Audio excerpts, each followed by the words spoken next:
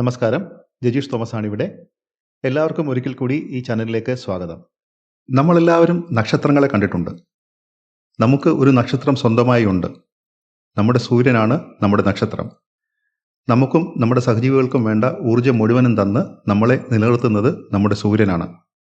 നമുക്ക് മനുഷ്യർക്ക് ഒരു ജീവിതചക്രമുണ്ട്. ഹ്യൂമൻ ലൈഫ് സൈക്കിൾ എന്ന് പറയും. ജനിക്കുന്നു, പിന്നെ ശൈശവം കഴിയുന്നു, ബാല്യമാകുന്നു, ബാല്യം കഴിയുന്നു, യൗവനമാകുന്നു, യൗവനം കഴിയുന്നു, മധ്യവയസ്സ്, അത് കഴിഞ്ഞ് വാർദ്ധക്യം, പിന്നെ മരണം. നമ്മുടെ എല്ലാ നിലനിൽപ്പിന് കാരണമായ നക്ഷത്രങ്ങൾക്കും ഇതുപോലെ ഒരു ജീവിതചക്രമുണ്ട് എന്നറിയാമോ? അതിനെയാണ് സ്റ്റെല്ലാർ ലൈഫ് സൈക്കിൾ എന്ന് വിളിക്കുന്നത്.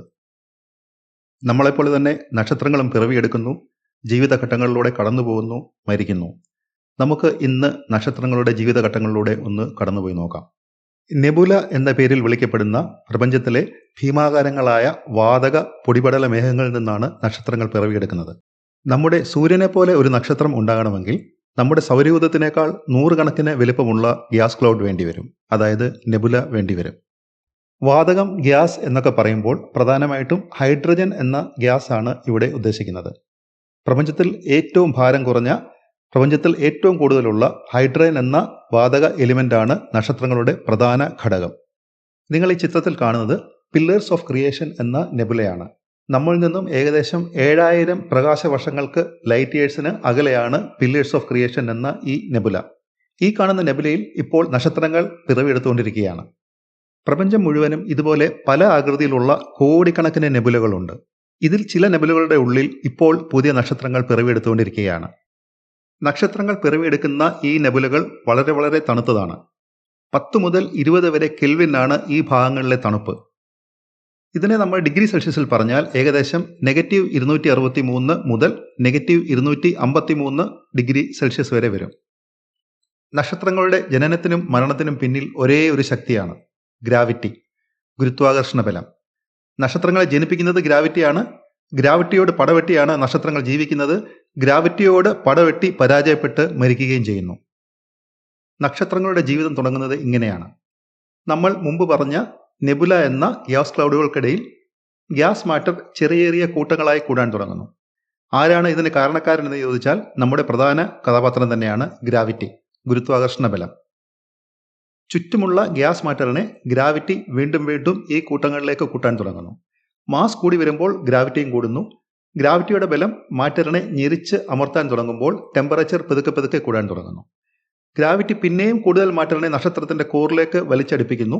പതുക്കെ ചൂട് കൂടി അതൊരു പ്രോട്ടോസ്റ്റാർ ആയി മാറുന്നു. നക്ഷത്രങ്ങൾ പൊതുവെ ഗ്യാസ് എരിഞ്ഞുകൊണ്ടിരിക്കുന്ന വലിയ ഗോളങ്ങളാണ്. പ്രധാനമായും ഹൈഡ്രജൻ, ഹീലിയം എന്നീ വാതകങ്ങളാണ് നക്ഷത്രങ്ങളുടെ ഉള്ളിൽ എരിഞ്ഞുകൊണ്ടിരിക്കുന്നത്. എരിയുക എന്ന് പറയുമ്പോൾ തീ കത്തുക എന്ന അർത്ഥത്തിൽ എടുക്കരുത്. തെർമോ ന്യൂക്ലിയർ ഫ്യൂഷനാണ് നക്ഷത്രങ്ങളുടെ ഉള്ളിൽ നടക്കുന്നത്.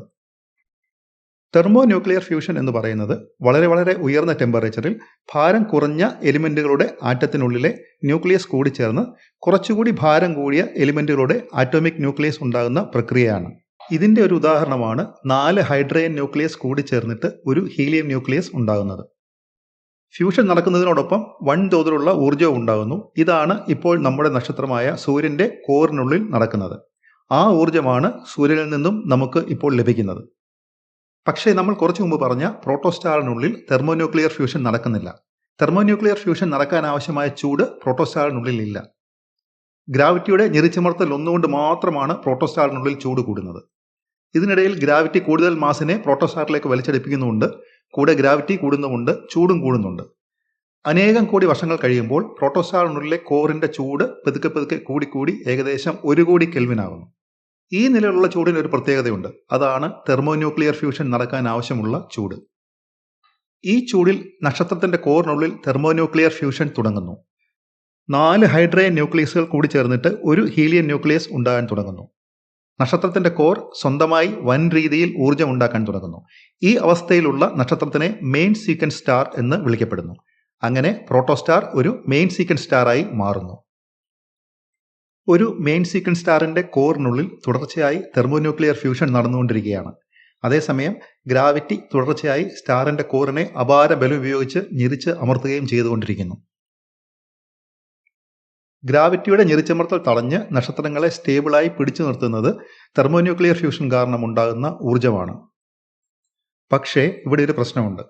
ഗ്രാവിറ്റിക്ക് പ്രവർത്തിക്കാൻ ഒരു ഇന്ധനത്തിന്റെ ആവശ്യമില്ല. ഗ്രാവിറ്റി പ്രപഞ്ചം മുഴുവൻ ഇപ്പോഴും എപ്പോഴും പ്രവർത്തിച്ചുകൊണ്ടിരിക്കുന്നു. ഞാനും നിങ്ങളും ഈ പ്രപഞ്ചത്തിൽ കാണുന്ന എല്ലാം ഗ്രാവിറ്റിയുടെ പിടിയിലാണ്. എന്നാൽ തെർമോന്യൂക്ലിയർ ഫ്യൂഷൻ നടക്കണമെങ്കിൽ ഇന്ധനം വേണം. നക്ഷത്രങ്ങളുടെ ഇന്ധനം പരിമിതമാണ്.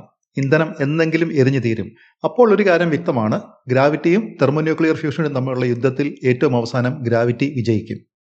ഇവിടെ തെർമോന്യൂക്ലിയർ ഫ്യൂഷന് ഹൈഡ്രജനാണ് ആദ്യത്തെ ഇന്ധനം. പതുക്കെ പതുക്കെ ഹൈഡ്രജൻ എല്ലാം ഫ്യൂസായി തീർന്ന് ഹീലിയമായി മാറുന്നു. കാലം കടന്നു പോകുമ്പോൾ ഫ്യൂഷൻ കാരണം കാർബൺ, ഓക്സിജൻ, നിയോൺ, സിലിക്കൺ മുതലായ എലിമെന്റ്സ് ഉണ്ടാകുന്നു. പീരിയോഡിക് ടേബിളിലെ ഉയർന്ന എലിമെന്റ്സിലേക്ക് പോകുമ്പോൾ നക്ഷത്രം പതുക്കെ പതുക്കെ വാർദ്ധക്യത്തിലേക്ക് കടന്നുകൊണ്ടിരിക്കുകയാണ്. നക്ഷത്രങ്ങളുടെ കോറിൽ അങ്ങനെ തെർമോന്യൂക്ലിയർ ഫ്യൂഷൻ കാരണം പുതിയ പുതിയ എലിമെന്റ്സ് ഉണ്ടായിക്കൊണ്ടിരിക്കുന്നു. പക്ഷേ അയണിൽ, ഇരുമ്പിൽ എത്തുമ്പോൾ നക്ഷത്രങ്ങളുടെ അനിവാര്യമായ മരണം സംഭവിക്കുന്നു. ഇരുമ്പിനെ ഫ്യൂസ് ചെയ്ത് ഊർജം ഉണ്ടാക്കാൻ സാധിക്കില്ല. അതോടെ നക്ഷത്രത്തിന്റെ കോറിലെ തെർമോന്യൂക്ലിയർ ഫ്യൂഷൻ നിലയ്ക്കുന്നു. ഗ്രാവിറ്റി വിജയിക്കുന്നു. നക്ഷത്രം തന്റെ മനോഹരമായ ജീവിതം അവസാനിപ്പിച്ച് മരണമടയുന്നു. ശരാശരി വലിപ്പമുള്ള നക്ഷത്രമായ നമ്മുടെ സൂര്യൻ ഏകദേശം 10 ബില്യൺ വർഷങ്ങൾ ജീവിച്ചിരിക്കും എന്നാണ് കരുതപ്പെടുന്നത്. നക്ഷത്രങ്ങൾ മരിക്കുമ്പോൾ പ്രധാനമായിട്ടും 3 രീതിയിലേക്കാണ് മാറുക. 1 red giant, 2 neutron star, 3 black hole. നമ്മുടെ സൂര്യന്റെ ജീവിതം അവസാനിക്കുമ്പോൾ സൂര്യൻ ഒരു റെഡ് ജയന്റായി മാറും എന്നാണ് കരുതപ്പെടുന്നത്. ഇതിനെക്കുറിച്ചെല്ലാം വിശദമായി നമുക്ക് അടുത്ത വീഡിയോകളിൽ സംസാരിക്കാം. നമ്മൾ ഇന്ന് ചിന്തിച്ച ഫിസിക്സ് കൺസെപ്റ്റ് എല്ലാവർക്കും പ്രയോജനപ്പെട്ടു എന്ന് ഞാൻ വിശ്വസിക്കുന്നു. വേറൊരു ഫിസിക്സ് കൺസെപ്റ്റുമായി വീണ്ടും വരാം. ബൈ.